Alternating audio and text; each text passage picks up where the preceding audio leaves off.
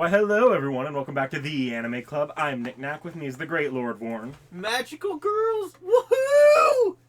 Realm Shifter. Actually, it's Kaleid liner, not Kaleid liner, because it's supposed to mean like a telescope. And Seki. In reality, the proper thing here is Karaidolina.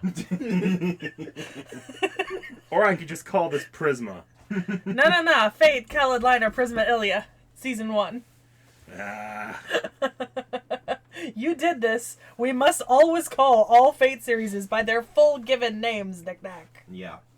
This is 90% of the time, that's not a problem. But Fate Grand Order, Absolute Demonic Front Babylonia. yeah. Grand Order's the fucked one. Not that Prisma's not gonna get fucked. The later ones have numbers mixed with the German numbers, so you have to pronounce it the German way, but it's also it's weird. You don't know whether it's a two-way or dway, because it's spelled two and then way. It's also Zwei, not Dway. I was thinking it's just meant to be Zwei, but it's like it's because it looks like Z. I'm sorry, my ass did not take German. Neither did mine. Well, no, but I at least know ein, zwei, drei. That was a terrible pronunciation on my part. German, if you speak German, please do not kill me. We've got at least one frequent Fate fan commenter who is German. Oh. Please do not kill me. I also did not take German, but I at least know the basic 3 numbers. Kill him, bury him with the bones you dig. Yes. Yeah, So just put me in the dirt. Get the buckshot ready. Worst part is if it's I think who I think it is, I'm pretty sure he's a fan of this series, so he's gonna be watching this one. Yeah. Watch me butcher the numbers in German. On that note, man, I feel bad for our attention spans recording this episode, because this was supposed to happen 2 weeks ago. And then I got the plague, and then Realm got the plague, and then Nick Knack was busy, and then Vorn, you were fine. You were an angel this time. But the rest of us, we were down for the count. I was busy taking psychic damage from my cold. Yeah, how bad was your cold, by the way? It was mostly just like a head cold. Lots of congestion. Fuck you. I'm still coughing occasionally. Have you been spitting up your phlegm? No, because that's gross. You need to, because otherwise you're going to keep coughing. I know. I just drink ungodly amounts of water. I did when I was sick. Well, with everyone being sick, I hope everyone appreciated how short the submission was, being not even a full 12 episodes, being 10 episodes. I don't know. I wanted this to be longer. You've read the manga. You know it doesn't get much longer than this. They actually added scenes. So I wanted scene-by-scene animation, Nick Knack. They pretty much did. I don't think anything was cut. So I did watch it, but that was mostly just because the site I chose to watch this on. The OVA was also included. Was that in the count? No. Okay. Well, I watched it anyway, just for good measure. So the anime series for the first season, at least, was produced came out in 2013. 10 episodes plus OVA, although none. Well, I'm sure Nick Knack's seen the OVA. Realm's seen the OVA. I don't know about Vorn. I definitely didn't. I did not watch it for this recording. I didn't think we were recording it. Have you seen it in the past, though? Yeah. Oh, okay. So And I'm also, the only one who hasn't seen the OVA. Yeah. Which is fine. Whatever. Mm-hmm. And it was done by Studio Silverlink, who we are very familiar with. Right off the top of my head, Silverlink. Yeah, also pretty sure My Next Life is a Villainess. Hamefura? Yes. Yeah. Lots of stuff. It's so much. We also saw Sasuke and Peeps from this. Yes. Yeah. We've seen a lot of things from this studio, Dungeon of Black Company. Yeah. And there are a lot of things that have come out from this studio. I'm pretty sure we listed out a bunch of these last time we did a Silverlink video. I'm not gonna do it again. Silverlink has hit the point where it's just one of those studios that we know. See, I've known this one every time we do. Like, oh yeah, they did Fate Prisma Illya. Yeah, they you did mentioned Fate that Prisma Illya. single time. Also, as a random poll for everyone here, sub or dub? Who watched what? I watched sub. Dub. Okay. First episode, both, and after that, sub. Okay. I'm just too used to Ilya's voice, especially in Japanese at this point. I watched the dub as well, just to get some reference, and also because I was multi binging, I watched part of this while watching the other show, so multi binge. I don't know if you guys noticed this. Might have been I was watching on, but episode 1, sub and dub are kind of different. Like their starts are different right there. So yeah. Did the dub not include the opening bit with Ren and Luvia or something? No, the dub actually had like them leaving the house to go to school, and then like you had the school start scene where like Ilsville runs out of school. Then, yeah. I remember that in watching the sub. I could be wrong. Yeah, it might have just been the site I was watching on then. I think it might have just been the site you were watching on or whatever, because I didn't. So Knick-Knack had the Seki Prince of Tennis experience. What? The voice actors and the way that they sound. I'm saying I can't watch Prince of Tennis in the dub because it just all sounds like the same person talking, but in the sub I can tell everyone's voices apart.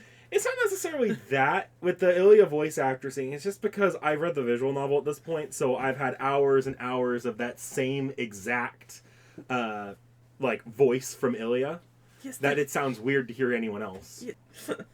Has Ilya's VA changed at all, like between dubs? No, Okay. the Fate voice cast has remained remarkably consistent across the board. Okay. I think the only one off the top of my head who's ever had a voice actor change has been MASH. Which is actually a tragedy, because I know for a fact that means that it's highly likely that for those few FGO characters whose voice actors have sadly passed, we probably will not get.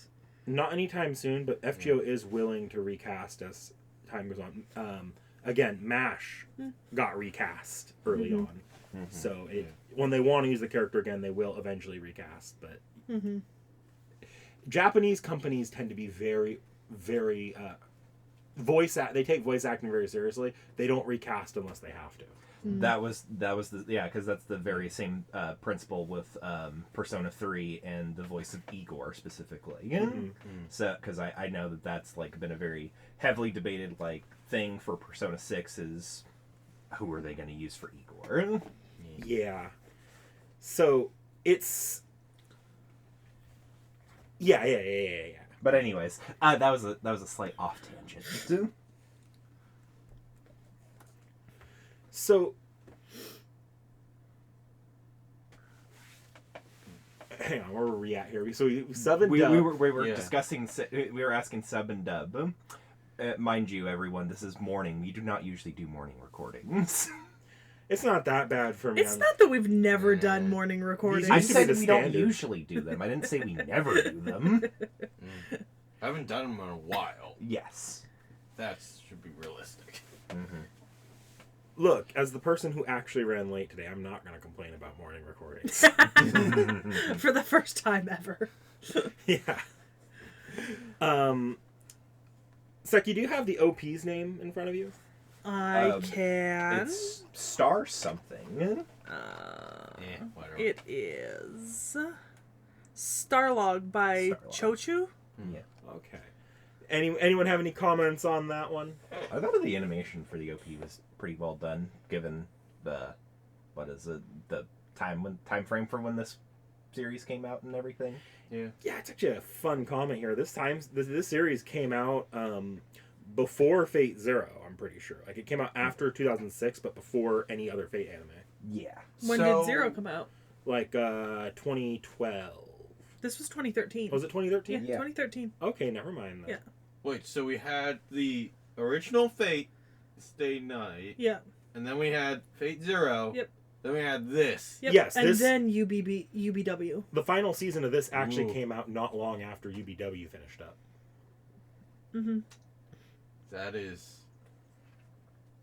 That would be some whiplash, I feel, right there. Why do you think this series had appeal? Damn. Like, half the appeal of the series that you're seeing these characters in a very, very different setting. Yeah. So, Knick-Knack, what's your opinion on the Nintendo 3DS video adaptation? I have never seen it. I don't think anyone's done an English translation of it. If there is an English translation of it, please let me know. I will play that on stream.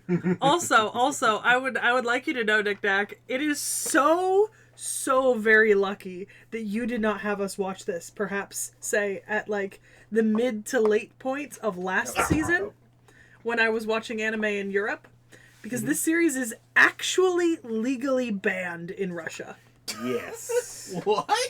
No, this series specifically, out of all Fate series, is legally banned in boy. Russia.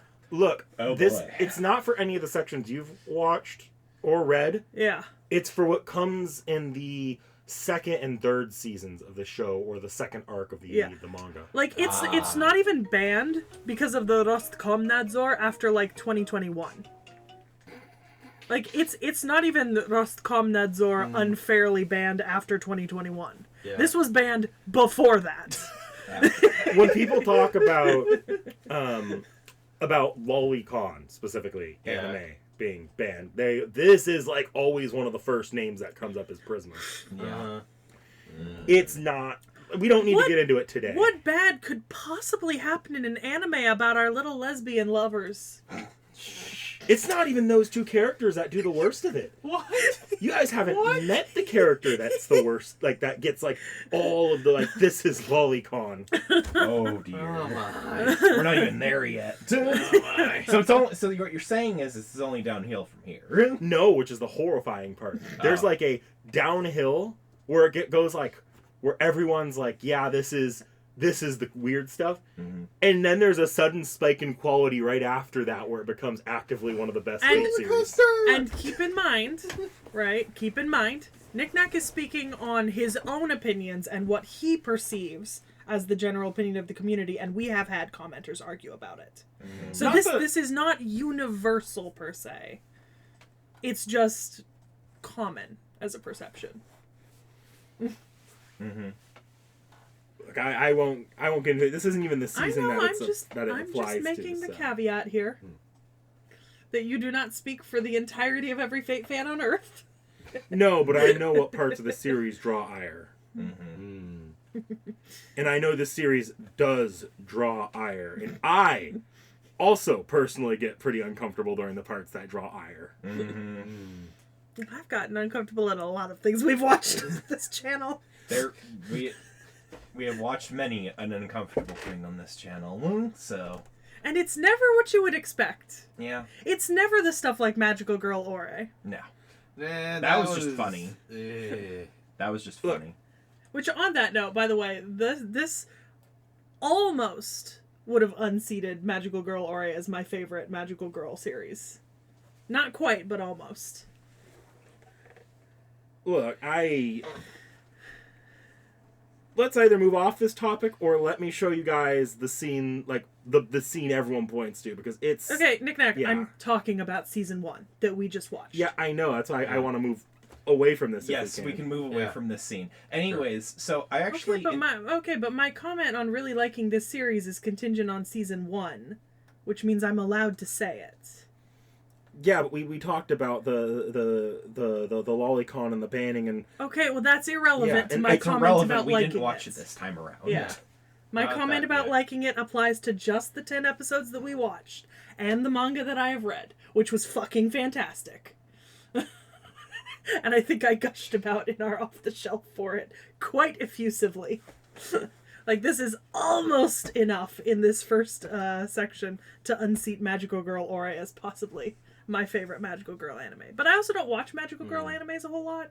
So, like, my entire, like, library of Magical Girl anime is, like, 4 series, 2 of which I did not like. I liken this in my head to Madoka Magica Light, where it's less depressing overall, but there's still darker elements to this series than most Magical Girl shows. Hey, Nick Nack, what's with you and Magical Girl series that tear me apart? I'm kidding.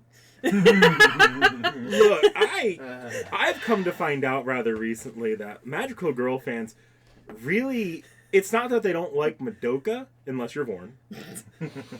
It's that Face. Goddamn, fuck you. magical girl fans get really uppity if you start comparing other magical girl anime to Madoka or make broad statements about Madoka as being the standard of dark magical girl anime. So I don't have enough experience with the magical girl genre to necessarily want to poke at that bear of discourse. I'm gonna poke the bear and let the comments fight it out. No, because like Vorn's right. Madoka is a masterpiece, but it is also not a safe place to be. Yeah. That's the reason why I like Prisma Illya of what I've seen, which is pretty much season 1 and the special. I've not watched any further. Fun fact, you two in the back. They're the Prisma Illya girls came out as servants in FGO. Yes, we just played the collab in campaign, so I'd hope they'd realize that by now. Yeah. That didn't just come out of my ass. Yeah. I mean, I kind of knew, like, once I saw Illya transform into her archer outfit, I then understood. Okay. No. Hey, Realm, you don't understand. They're servants, not in their transformed outfits, but in their actual, like, pink floaty magical girl dress outfits. Yeah. Oh, okay. I mean, I think you can dress them in there, or is that a totally separate character? You're thinking of the Archer one. Yeah. That's a wholly separate character. Okay, so in FGO, you can get Chloe dressed as Archer, as a servant, but you can also get Chloe in her little pink dress, right? Nope. Miyu and Ilya have the pink dress. Chloe is that is her default outfit for combat is the Archer uniform. Yeah. But yeah, they're around, and their collab event was hell, and I hated it. Yeah. It was also there were like a couple of other characters featured in it, and it was just unpleasant to play through. You guys enjoyed the majority of it. Oh no, I meant the FGO collab with the Gonzo and you didn't. That wasn't their collab event. Oh. They were just characters in it. Oh well, I hated that one too. Yeah, that one. But that was more of a narrow fest, like just. That event was Kashin Koji's event. We haven't done Kashin Koji yet in the I game, have. we? No, not in the campaign. Yeah. But yeah, Fate Carolina Prisma Illya. Yeah. How do I even start talking about this series? Well, obviously we should start by talking about the best character in the whole series, Luvia. Yes. Yeah. Absolutely. This is weirdly maybe the most exposure Luvia gets in any single Fate series. And that upsets me. Because Luvia deserves to have an entire Fate series dedicated to just her. So there's a story about this that I read in the manga, because it was included with the in the back of the manga release that came out in English. This series originated, like the original concept of the series that they pitched was not the Magical Girl Fate series. This is a crack pie in the sky, let's make Nasu laugh proposal. Okay. The original proposal of the series was a continuation of a doujin work that the author had done, which involved Rin and Luvia tearing apart the clock tower while fighting. And it was just their battles weekly battles that destroyed the clock tower turned into manga format. But then Nasu saw the Magical Girl proposal and was like, wait, no, you should do this one. This one sounds fun. Why can't we have both? And I lost out on such a piece of literature that I could have had. Oh. Why not both? But that's why you have Rin and Luvia getting into their giant comedic, destroy a helicopter fights. Look, I can appreciate wealth and people being rich when they do shit like this. But also, how can you say that Luvia is the best character when Lord Elmoy II was technically in this series? Luvia is still the best character. Forklift lady. Forklift. Which, by the way, actually Vorn and Realm don't know. I summoned on Juge 2 days ago and got him. Oh. Nice. Yep, Yes. But yeah, Luvia is fun in this series because she's just Batman rich. Yeah, Yeah. literally. Look, if someone is Batman rich, I expect them to do fun, insane things with their money. And Luvia always rises to my challenge. Look, a mansion popped up in the middle of the workday. Exactly! I love that woman. Oh, yeah. And her fights with Rin are just chef's kiss. Yes.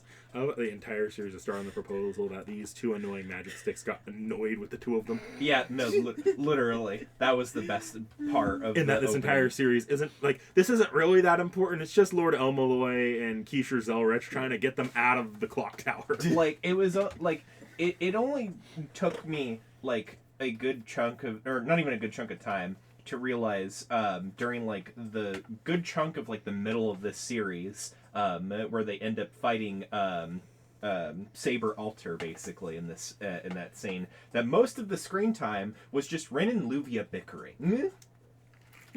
Yeah. Most of the screen time was just them bickering. And isn't it fantastic? It's wonderful. Look, here's the thing. I would have watched this even if there weren't magical girls. Like, picture this. All of these people in just street clothing, no special powers, but doing the exact same thing. And every single, like, outrageous thing they do is just fueled by money. Oh, goodness. That's quite something. Oh. Make me think of like Millionaire Detective or whatever, or Billionaire Detective. I don't remember the exact fucking name of it. Oh, I think I haven't seen that. But yeah, it's fucking fantastic. Love that the Kaleido sticks have such strong personalities. Yes. Honestly, that's... I find Ruby to be one of the most annoying fucking characters in fiction. Yeah. But that might just be long-term exposure. I don't blame you if you aren't there yet. No. I don't not think that yet. they're not annoying. I just love that they're there and talking. Because it's not always the case that the magical girl stick just gets to have a conversation. It's normally that they're just there for the outfit, but no, in this instance, they're actually a talkative entity. Well, I think the Kaleido sticks this time operate both as the magic sticks and the mascot character at the same time. Yeah. And the mascot characters do often have strong personalities like this. Yeah, because we've got Magical Ruby and then Magical Sapphire. Yep. You know, like different sticks for the different girls. Fun fact, Magical Ruby did not originate in Prisma Illya.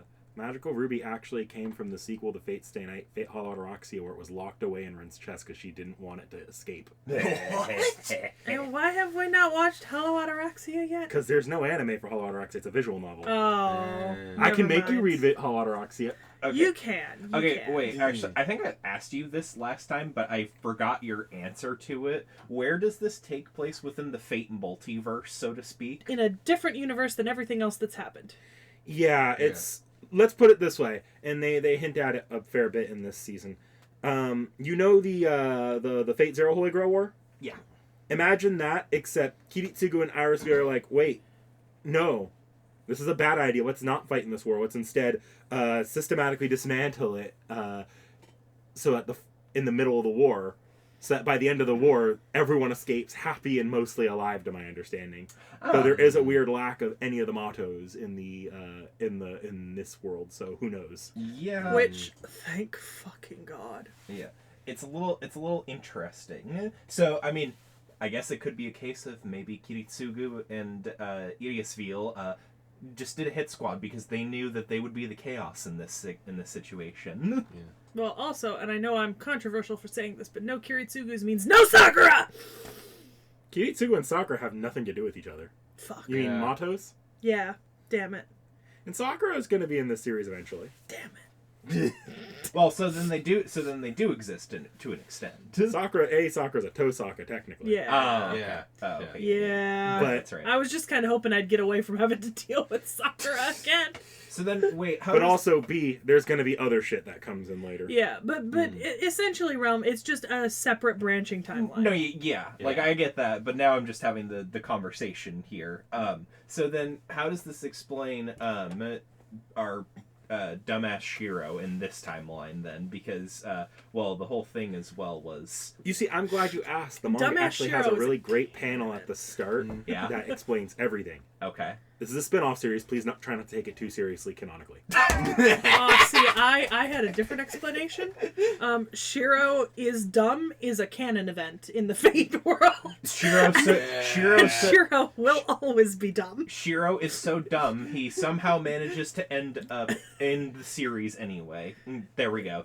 That's my explanation, and that's all I need to know. This is a core memory. This is a canon event. I'm gonna take my canon visual event. novel reading ass and just not comment on the Shiro dumb topic. Which, by the way, on the topic of reading visual novels, consider before giving me Hollow Ataraxia. How much is Luvia in it? Hollow Ataraxia is the visual novel Luvia comes from, to my knowledge. I haven't seen her yet. That's where she comes from. Damn it! Now I have to play it. Fuck! But also, I might be flogged if I don't give you Fate Stay Night first, and that one's its own 80 to 90 hour reading experience. But in Fate Stay Night, I don't get Luvia. No, you don't. I really think our commenters should understand here the order of priority. Sorry, you're talking to the Fate fan base. That they're going too hard. Disagree with you there. And look, it does not at this point. It does not matter. Play who you want to see the most. Screw the fandom. Their opinions can go eat shit. No comment.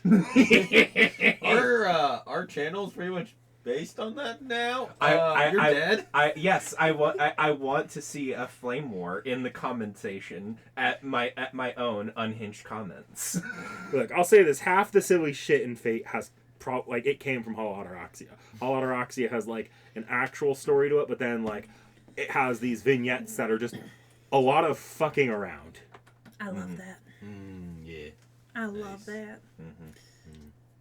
So back to the series we watched. We keep getting sidetracked with other series. Okay, but that's just because Fate is so large and we do so much Fate on this channel. Yeah. It's hard not to relate what we're seeing to other things. No, I know. We also do tend to, with all the anime we do a little bit of a deep dive into like the production of it. And Hollow Ataraxia is not insignificant to Prisma Illya's like foundation. Yeah. So yeah, we do. So obviously there are other seasons of this. We haven't seen them, so we're just talking about episodes 1 through 10, and not technically the OVA because I haven't seen it. Although I can leave the room later if you guys want to have a conversation about the OVA. I have no real comments on It's not the OVA. particularly important. Okay. I don't even know if I've actually watched the OVA. No, I would have assumed you just It's had. basically a case of Miyu and Illya in like the school sports. Like that's the long and the short of it. I've seen reviews of it, and from my understanding, it's very filler. Yes. It's more filler than anything. So It's okay, chat. I put my fingers in my ears and pretended I couldn't hear.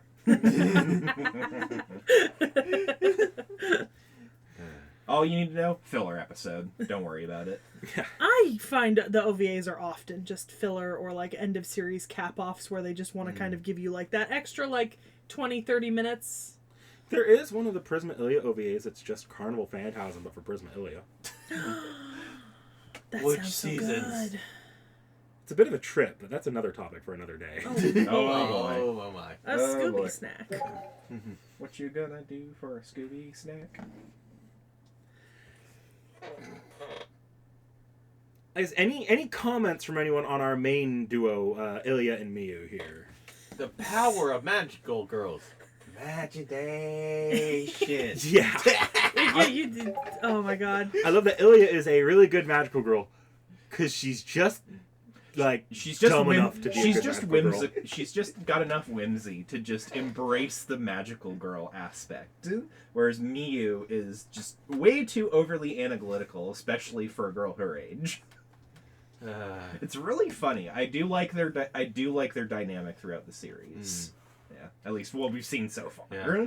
Look, except for all my bitching and complaining about Luvia not getting, in my opinion, enough screen time, personally.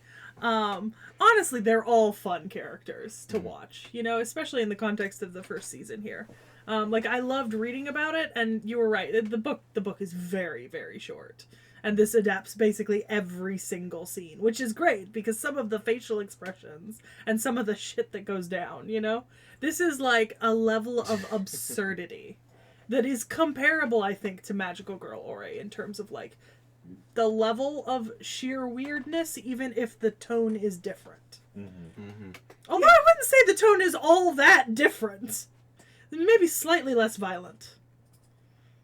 And more probably you just don't see the violence that much. No, it is marginally less violent. These girls aren't beating each other to bloody pulps. I think one thing that I did like, though, about the tone of this series overall, though, and why I say it's Madoka Magica Light, is because around, like, episode 8 or so, when they're fighting the Hassan Hunter personas, and Illya takes one of the daggers to her, like, towards her neck or something like that, and she kind of realizes that this isn't just a fun magical girl. This is life or death right here for you, little child. You mean these guys with weapons can actually kill me? I know. Yeah. People die when they are killed. People die. Thank you, when they're Saki. killed. People die when they're killed. But no, it's more so just it's just like she was taking this very whimsically from the start, and then she realizes my actions have consequences. Oh, look, here comes the consequences of your actions chasing you all day. It kind of is a fuck around and find out sort of show. At least you got that lesson before the Heracles fight. Yeah. That's very true. Mm-hmm. That would have been very bad. Mm-hmm. Look, there's like there's 2 fights in this entire series that are like, I guess kind of the assassin fight, but 2 fights in this entire series where everyone realizes, oh shit, we're about to die. Mm-hmm. Which, you know, a little fear of death is always a good thing, I think. Because the Heracles fight is definitely the pinnacle of like it's the climax of the series. They do have another like big giant action set piece in the Castor and Saber Altar fight. Mm-hmm. Mm-hmm. Any thoughts on that? Because I love that. I'll say I love that yeah. fight scene. That fight, the Saber Altar fight, was at the time So good. Okay, actually, there is another comment, though, that I want to make about the dub specifically, at least for this fight, since that's what both me and Seki watched here. But I did notice that Salter, she did have, at least in the dub, a seemingly male-sounding voice actor, which makes sense because it's Legend of Arthur Pendragon and everything. But is there a reason for it specifically within this context, or is it maybe just at least if you had to speculate? So these servants do not get a lot of lines. The most I Yeah. think that Salter ever says is Excalibur. Yeah. If you were to go to the dub voice actor, I have a feeling it would be a voice actress putting on a masculine performance, Okay. because that's the lore of Artoria in Fate, is that she was disguising herself as a man. So logically, Okay. So it's probably just a case of probably vocal range. but we would need to track down who the voice actress was, Yeah. Yeah. or the voice actor. Yeah. Elise Moore. Yeah, Okay. female. Oh, okay. Yeah. So it was Same just, Saber from Fate's Day Night, so. Okay. Yeah. Yeah, so it was just she put Or on same the- voice. Yeah, sorry. same voice specifically, but yeah, she just went deeper on the vocal range for the few lines that she did have. It looks Yeah. like. Ayako Kawasumi.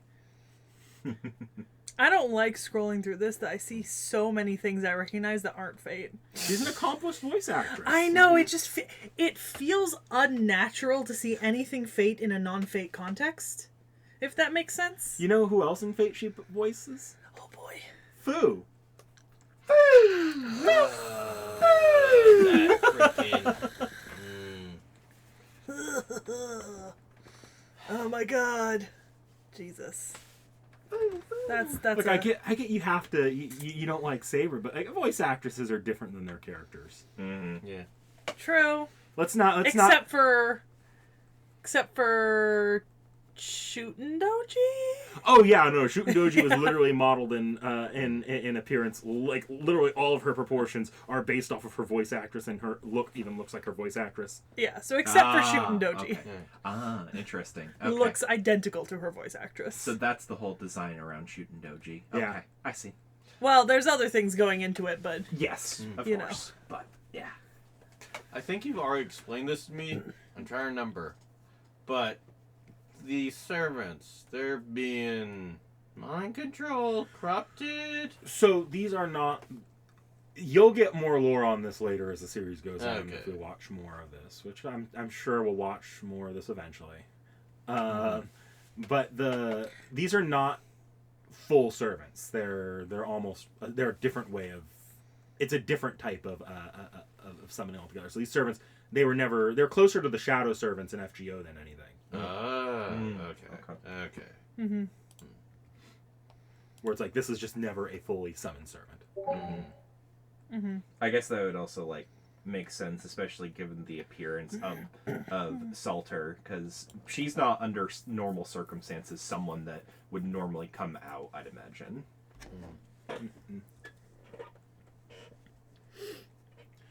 So, Did you guys see the art that's always at the end of the episodes? I mean, I probably have seen it before.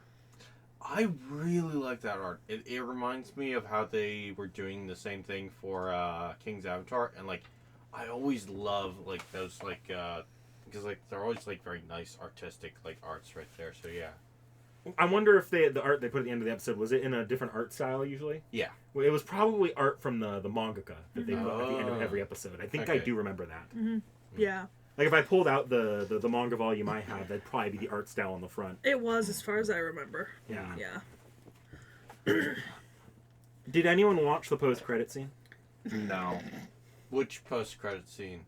The end. There's a post-credit scene at the end of the final episode. Yeah. Yeah. Well, I think I did. I didn't. It's fine for you two because it really means nothing for you two. You know what character's about to come up. Because they talk about, you'll notice they talk, and this is actually relevant to the main story's plot. They talk about the fact that there was already 2 cards before Ren or Luvia ever got involved that were captured, and they just pulled the person off it, presumably because this was never because they thought Ren and Luvia were the best people to go get these cards. They just wanted to get Ren and Luvia out of the clock tower, so they called back the person already there and gave them this task that they thought may or may not get Ren and Luvia killed. Oh boy. That's the in-universe explanation for as to why these two were picked to be magical girls, was to get them out of the clock tower. Because they destroyed an entire wing of the clock tower. Oh god. I thought you were looking over there for you. Okay, yeah. I lost this 3 days ago. I've been looking for it for 3 days. It was sat there this entire fucking time. I haven't brushed my hair in half a week. Fucking god. Although I will say this, I do love like Illusville's scenes in like this anime, no matter what.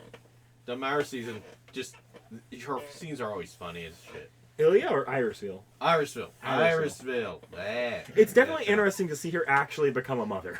Yeah. As opposed to, normal Irisville Yeah. It's so nice to see an anime mother who doesn't end up dead. this time. This time around. She's just gone. Look, gone is better than dead. Yeah. Just absentee. They have maids for that. Exactly. By the way, Rich people shit. we get a lot more of those maids in this anime than I we do love in the any of maids. the Fate Stay Night roots or anime. Yeah. Dude, I love the maids. They, like, I desperately hope that someone has figured out how much they're being paid, because it's gotta be a lot. The hazard pay alone Yeah. has got to be astronomical. Oh yeah. Because this entire series is just to the tune of, we are living in a world of OSHA violations. Yeah. Oh goodness. I'd be set for life if I worked as a maid there for like a month. I can imagine with the amount of hazard pay. Yeah. I'm pretty sure those particular 2 maids are probably not getting paid at all. They're the equivalent of Irisville's sisters. Yeah. Because they're. Well, Because I'm guessing. And they likely were just complicit in whatever Kiritsugu and Irisville did to get away from the Einsburns. well. Because you'll notice they're not rich in this series. Yeah. It's more, but I mean, they're well off enough to where they can have a house and everything to live in, but they're not stupid, filthy Yeah. rich. But they don't have Kiritsugu's Yakuza-acquired mansion in this series either. Yeah. Which is probably a good thing for everyone. Though, honestly, as well, considering the path that you explained earlier that Kiritsugu and Iris Field took in this particular route, it probably explains why he doesn't have that giant mansion. Yeah. Although he's traveling quite a bit. He does travel quite a bit. And also, they did bring back that souvenir. I don't know how much that cost, though. So, yeah. Honestly, the joke of Kiritsugu working overseas for work is just... You know what it reminds me of? Huh. Katekyo Hitman Reborn. Tsuna's dad has been overseas for work for the last 14 years. Yeah, we kind of know what Kiritsugu's doing overseas. Well, we also know what Tsuna's dad is doing overseas. Yeah. You do. I don't think I do yet. Oh, that's right. You don't. None of us do. mind. None of us do. We never got that far in Katekyo. Never mind. I can just mention that Kiritsugu is more than likely acquiring money the normal way Kiritsugu acquires money. Yeah. I can confirm that Tsuna's dad is doing roughly the same thing. There's a reason why Tsuna's mom doesn't work and they have a house. Mm-hmm.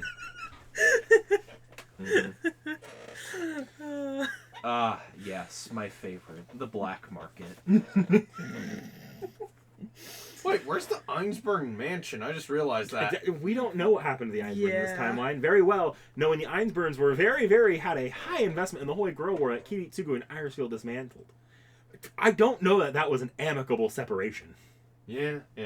I assume dismemberment, disentitlement, death, Then where's the riches? gone, Just gone to the void. fucking gone. Just fucking gone to the void. We don't really know how that all went down, if Used they're to still pay- around or if they're destroyed. Used to pay reparations. They had to. The Einsbergs had to liquidate everything. Yeah. Or maybe, it's all tied up in some sort of, inheritance contract that Maybe. no lawyer has been able to get through yet. Possibly. That's likely. Yeah. That's an entire possibility. Yeah. But we're not here to discuss politics now, are we? Or not politics, but law, are we? Bankruptcy. Bankruptcy. What'd you all think of the Ilya's Friends segments? Sleeping Girl was funny as shite. I think the girl with the two buns, absolute gremlin energy. Tosco? Yeah. Yes. I love the scene where they're doing the illustrated story. Yes. And Yeah. she just goes horrifyingly off the rails. I think Seki and I could follow it. Yeah. But Yeah, honestly, that was a pretty funny scene. In all honesty, It's simply God tier. I love the energy they bring, because they usually bring those characters in to just break up more serious moments and Yeah. keep the series a little bit more lighthearted. But the good part about this series is there aren't really any serious moments. So it's all lighthearted fun. Yeah, except for when Ilya has an existential crisis in the back half of the series, and also right before they almost die to save her altar. Semantics. Oh, the consequences of my actions. Semantics, knick-knack. Life and death experiences don't matter much, remember? Because otherwise you have to focus on limping from your arm wound. Limping from your arm wound. Look, that... I treat Prisma Illya as just crack. I'm gonna be honest. I'm sure that at some point it develops genuine story, given how long it's been going, right?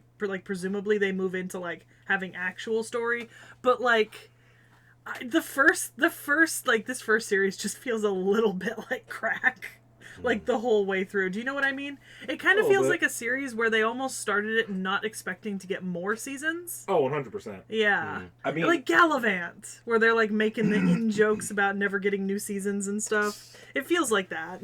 And I like that. They did plant some plot threads, though, early on that they knew they Yeah. could expand on. You'll notice, you get jack all about what's going on with Miyu, who just Yeah. appears Yeah. randomly and then gets adopted by Luvia, who had no idea who she was before. Yes.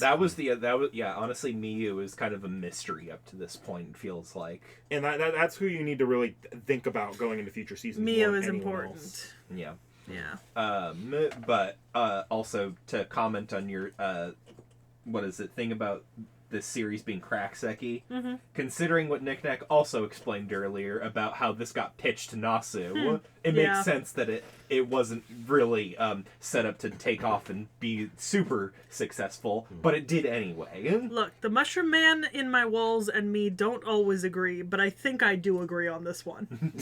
That this was a funny series to... Look, they kept the Ren and Luvia mass destruction element. This is true, and that was the important I part. still love that the entire bit ends with them having destroyed a helicopter. Yeah, it's That's pretty just funny. that's chump change to Luvia. It's fine. Mm-hmm. It's chump They're never change. getting back to the tower, are they? A destroyed helicopter is just an average Tuesday for Luvia at this point. Who knows? The series isn't over yet. This series has Yeah, been because it going got on. a movie in 2020, right? Yeah, the manga goes on and off hiatus. The manga itself has been going on for the final arc, like the third arc of the manga, which is so far as we know the final arc. Yeah. Has been going on for a decade. Damn. Yeah. Because the manga, the original manga ran 2007 to 2008. Then the second ran 2009 to 2012, and the other ones, running till present since And 2012. look at the volume length on each of Yeah, 2 volumes on the first, 5 on the second, 14 so far on the third series. The never-ending story. those. As a result, Yeah. there's in this anime came out not long. From what I remember, the anime Which- is coming out concurrently with the second series. Which, can I say, it is still odd to me given that you go from 2 volumes to 5, but the length of the second series is still 10 episodes, and then you go to 14 volumes, That's but the because- length of the third series There's a reason the second series is only 10 episodes, is because the series 2 has adapted. a part 1 and a part 2. Yeah, it was one of those things where they started adapting it while the manga was still coming out, see. so they didn't finish it. So it technically has 20 episodes. So they did a second season which adapts mostly the omake chapters and expands upon them. And then the ending of that series is the final episodes. They wouldn't the Okay. final 2 episodes, Yeah. final 2 to 4 episodes. And then there's 12 episodes right now in the third series, plus the films. Yeah, there's 2 films and 12 episodes. Vow in Snow and Licht, the Nameless Girl. Vow in the Snow is such a fantastic movie. And then there's the OVA, the 62-minute from 2019. So technically 3 films, because I'd count that. The OVA is the Carnival Phantasm OVA. Oh yeah, it says Prisma Phantasm. Oh my god. Also, same director for all of these, by the way. Look, if you think this season was crack, Prisma Phantasm is actually crack. So it is the same. It is the same director for all of the series, which I think is interesting. Like they haven't changed it at all. It's the same director who did Bofuri.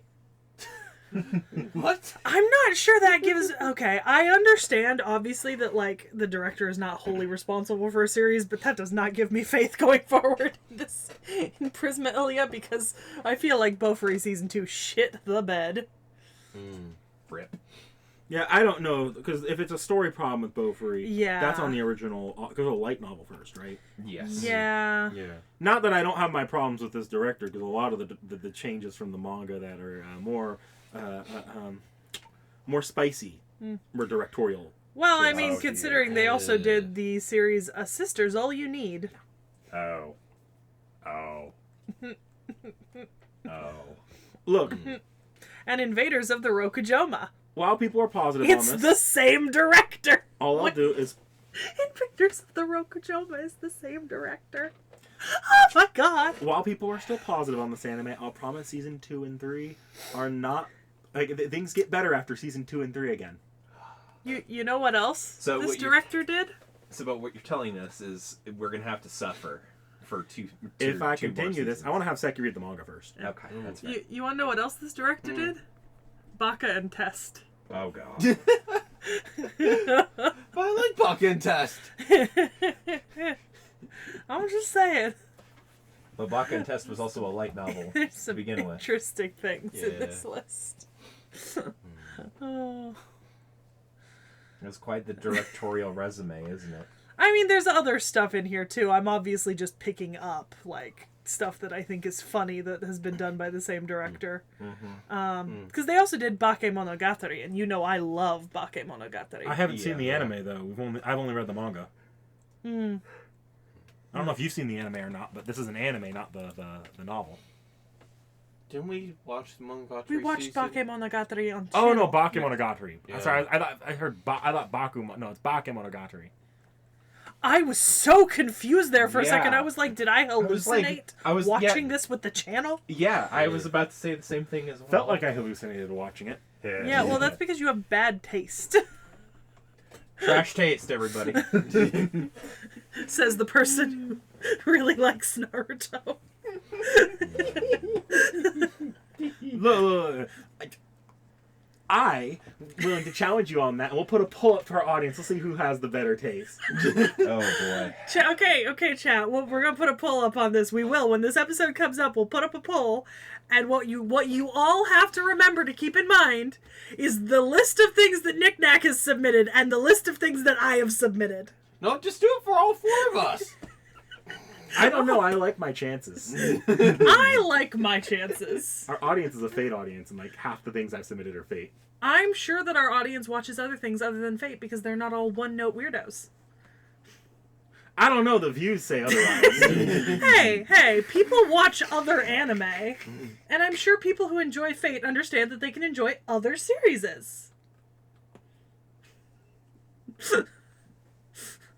It's true. Remember about her Shiro take earlier in the episode. Shut the fuck up!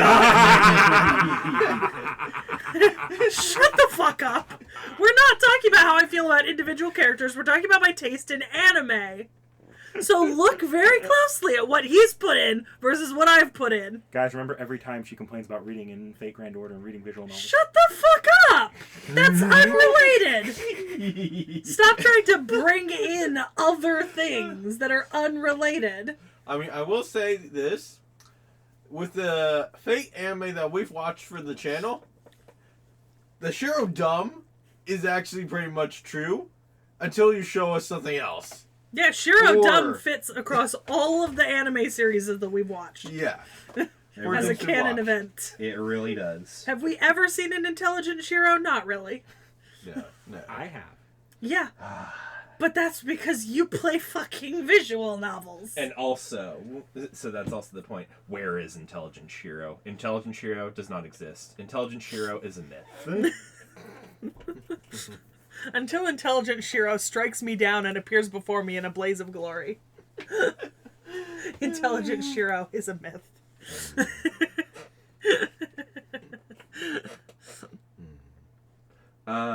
Do we have any other things that we want to talk about specifically with this series? Do we, Knick Knack? Not really. It's a pretty damn short. Do you guys have a favorite like Shadow Servant fight or like a heroic spirit fight? Definitely Salter. Definitely Salter for me. That one was a really fun fight. Because I was just like observing it, and I'm noticing like, considering that this series came out 2013 or so, and like the fight choreography was still really good, like even for like this early, mostly like just coming off like the backbone that was the oof that was the original Fate Stay Night anime from 2006. And then Zero. Zero came And then out before this. Yes, Yeah. Zero did come out before this. For the style it's going, it's very fluid for this for what you're looking for in this style. Yeah. Yeah. No, I'm right there with Realm. I liked Herc. Yeah, Herc. I had to debate there in my head. Herc. Two very different types of people here. The nuanced, well choreographed battle, Herc. Unga bunga. Just smash it. Hard. Look, I always appreciate that the Fate illustrators and animators are very good at illustrating just how much Unga Bunga can be contained in a single body, regardless of the size of that body. You know what I mean? Yeah. Like, they always surprise me with the sheer efficacy and simplicity of Herc fights. It really is just half the time. I don't know. In Unlimited Blade Works, they gave her quite a bit of dexterity. Yeah, but it was still just Herc hitting things. I'm He pretty was sure he moving did a- very fast. I'm pretty sure he did a flip where he kicked that saber. Yeah, That's quite a dexterity based move, honestly, yeah, right there. but it was still mostly just hitting things. Herc just hit the acrobatics check like Yeah. it was nothing. He rolled a nat 20 on that one, you know? Mhm. Yeah. Yeah, it's. How do I ask this without getting the FBI called on us. So it's not waifu wars. Yeah. No, it's definitely it's magical. Big Sister Awards. Who's your favorite big sister? Who's your favorite big sister award? Or who would you want to be your big sister platonically? I mean, obviously Luvia, because Luvia's got the fucking money. Luvia. Like, I'm pretty sure Luvia. Miyu portrays very well how lucrative having Luvia as your big sister actually is. Truly. I mean, okay, if we don't want to get... Okay, who is your favorite character, not looking any deeper into the context of how they're your favorite character? God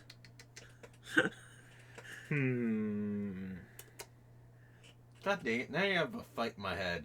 Honestly, at this point, My answer is simple. Honestly, though, if Lord Elmley was technically a character in this series. Luvia! Realm, are you similarly simple? Look, honestly, if we're going even, honestly, if we're not taking into account character aspects or anything like that, then honestly, I'd just go with Salter at that point. I'm gonna go with Ren because I love her crash outs. That's fair. That's fair. I can't choose. It's either Luvia or Arsville. Well, I will tell you that the correct choice here is always Luvia. You know, I was the first one that said Luvia. I know. The correct choice is always Luvia. Look, Y'all want a hot take from me just while we're on the topic of our favorite characters? That What? people who've watched my ongoing reviews of the Fate visual novel will know about this hot take. Mm-hmm. Ren is actively dumber than Shiro. Oh, yeah, there's no arguing that. Yeah. Rin is also canonically dumb as a canon event. Like, I genuinely think between the two of them, weirdly, Shiro has the brain cell more often. it's just But it's just one brain cell is the problem. It's just that, perception-wise, Ren seems, at least to what we've seen so far, hold the brain cell more often within the context of the shows. I'll let that go for now, but like I think even in the context of the anime, I could portray how dumb Ren is. I'm liking since we've dropped so many hot takes in this review. I'm waiting to see this comment section light up. This is gonna be some good popcorn. Look, all I'm saying is I would pay a lot of money for an anime that is just Luvia with Estrella in the back of her head, living her everyday life, being the most extra person in the world. And I want to see it from the perspective... I want to see it from her perspective entirely. Do you know what I mean? I don't want anyone else's POV. I want to see through Luvia's eyes. just have a straight up POV anime. Yeah. I don't want any other context. I want to be walking through the street and then Luvia just sees someone do the most heinous thing imaginable and then murders them. And I don't want the context that what actually happened was not that. Y'all need to understand that, yes, Seki does really like Luvia. She's also being bought and paid for right now by the amount that Luvia is carrying her FGO account. You guys don't understand. I got Estrella like 3 months ago. Yeah. And she is literally won out like half the fights I've played since then. I told you she was good. I knew she was good. She's fantastic. I borrowed her constantly. By the way, you and I need to go over what possibilities have opened up now that you have Elmaloy. Yeah, That's true. for another day, though. I've got some time after this. Okay. Yeah. Anyways, Yeah. I think perhaps we should move on to some recommendations. Yes. Magical Girl Ore! No. That's mine. That's it. Call me blasphemous for this, but Madoka Magica. All right, I guess I'm going to give my obligatory Type Moon recommendation. Mm-hmm. Holotoroxia. Like, a lot of the more whimsical, lighthearted shit from that was conceptually used in Prisma came from there. Going away from here for a second, a lot of the Carnival Phantasm skits are directly based off Holotoroxia stuff. If you like your more whimsical Fate and Type Moon, Holotoroxia is where you come from and where you go. I mean, there's always your standard magical girl, so there's that. If you're going to want to watch something else that's not anime, I guess you could do Winx Club. So yeah. Oh my No. fucking god! That's no. an interesting. No. That's an No. interesting. That's an interesting recommendation. I beg of you, audience, do not get into Winx Club in this day and age. I beg you. I don't think they want to watch Witches, which was worse. Which is better than Winx Club? Yeah, I heard that was worse. I haven't watched it yet. Yeah, but you haven't yeah. seen what Nickelodeon did to Winx Club after they bought it out. Oof. Oh, they did shit to it? Yeah. It's bad. Yeah. And plus, it's almost impossible to get the... So, here's one of those things, is that, like, I have always wanted to put Winx Club into the hat, right? Because I think in a lot of ways it qualifies as an anime, because it's very obviously inspired by, like, anime, right? Yeah. Granted, it is an Italian production, right? But I've put... I put Hunting Secrets and Seekers in the hat, which is also an Italian production, right? Yeah. It's by the same company who did Winx, I think. So I've always kind of been on and off about whether I could put Winx or Witch in the hat. Yeah. Because Hunting Secrets and Seekers, my judgment for putting that into the hat was that it's basically like the closest thing we have to like a westernized version of Fate. Right? And I want that comparison when Hunting Secrets and Seekers comes out of the hat, even if it's not technically anime. Whereas with Winx Club and Witch, I'm kind of iffy on, because with Winx Club, my context with Winx Club is that I would want you guys to watch the original version of the anime, and the problem was there are 2 dubs of the original anime, right? There's the dub that actually stays true to the Winx story, which is almost impossible to find because you have to find like the Singaporean Sinocast version. And then there's the version that was released in the US, which intrinsically changes the base elements of the story and animation and makes it a completely different story.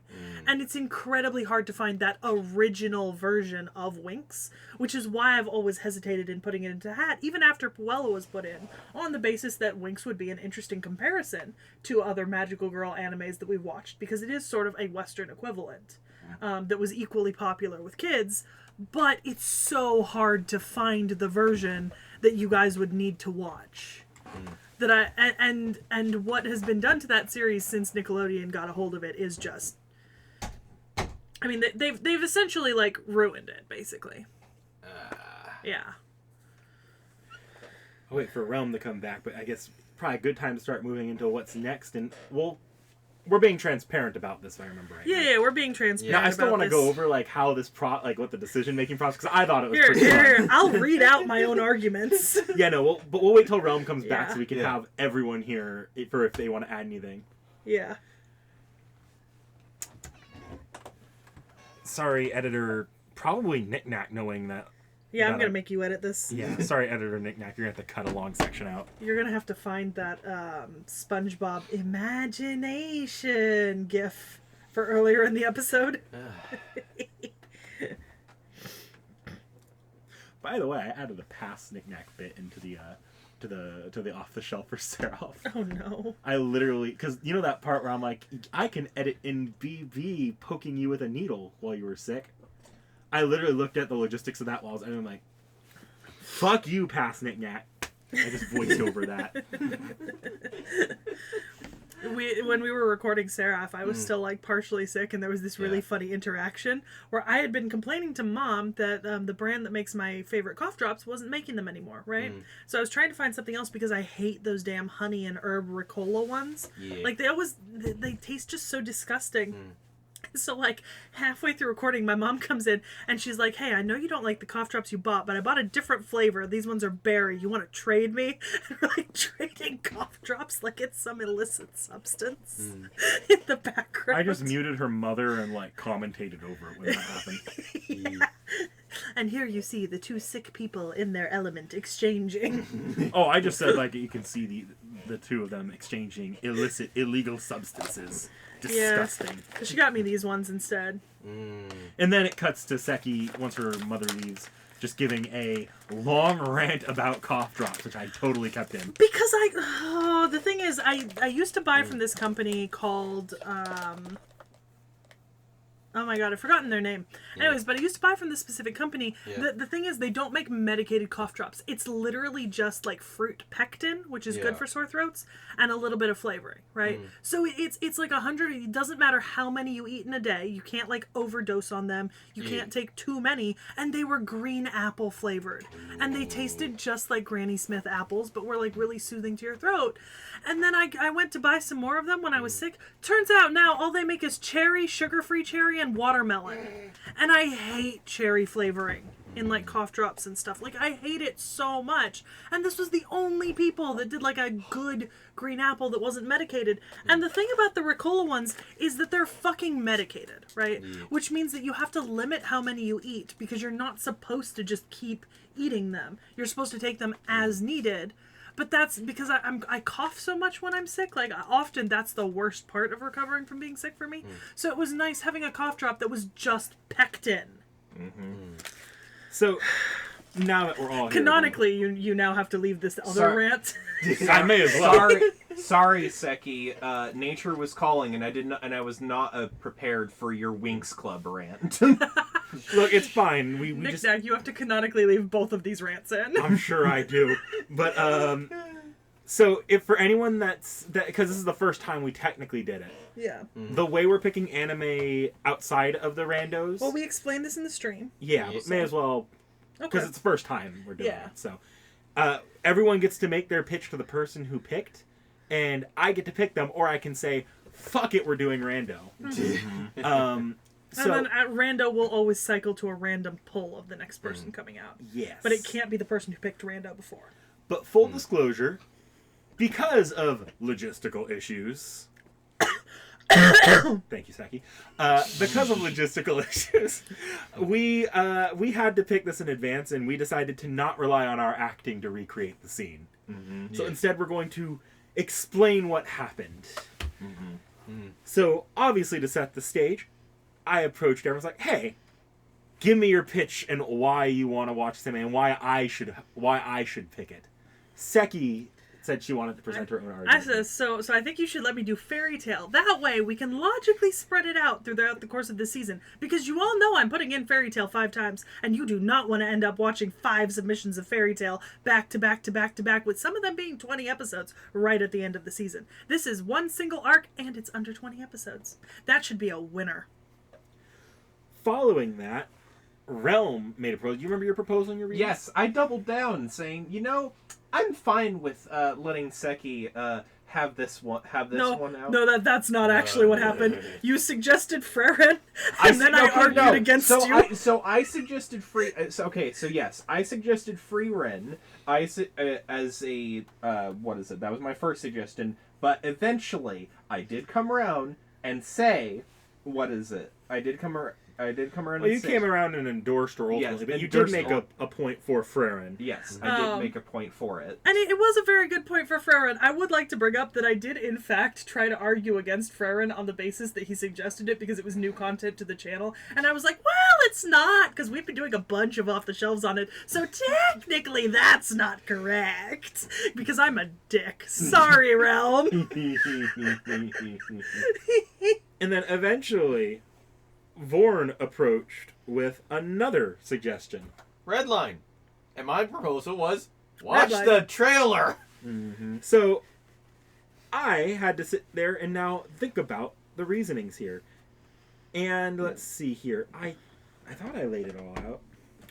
And when Realm made his like acknowledgments of each of our arguments, I was like, damn, I can actually see the Redline reasoning.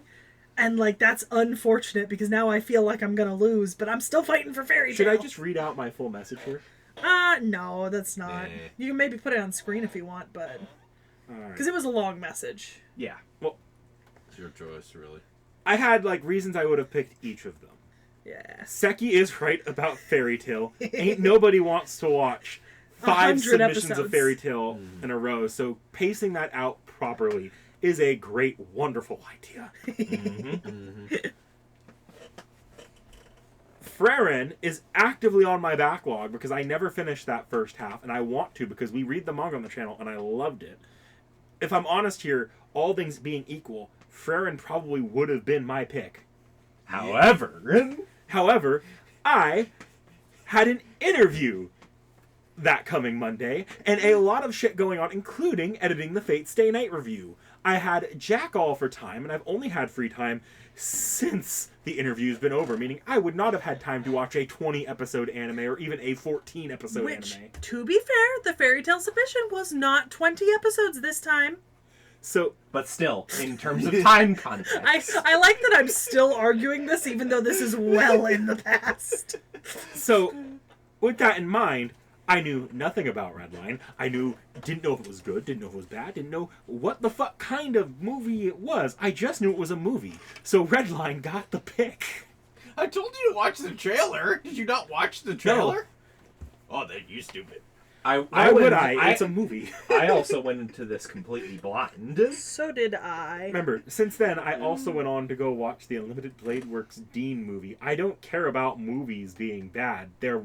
I just sit them down, and it's like taking really, really gross cough medicine. Mm-hmm. You get done with them really quickly, no matter what. Mm-hmm. Nah, I'm still remembering that thing. You can remember it, but also it didn't waste as much of your time. Look, I'd watch a bad movie over a bad 12-episode anime any day. Yeah. Yeah. But anyway, so we ended up watching Redline. Mm-hmm. Yeah. So that's what we're watching next time. And we're not watching, because we're doing this, together because of us getting sick and everything and scheduling conflicts. We're not going to react to the trailer. We've already seen it. So we'll see you next time. This episode's long enough as it is already, so yeah. Yeah. Try harder, everyone. Try harder. Try harder.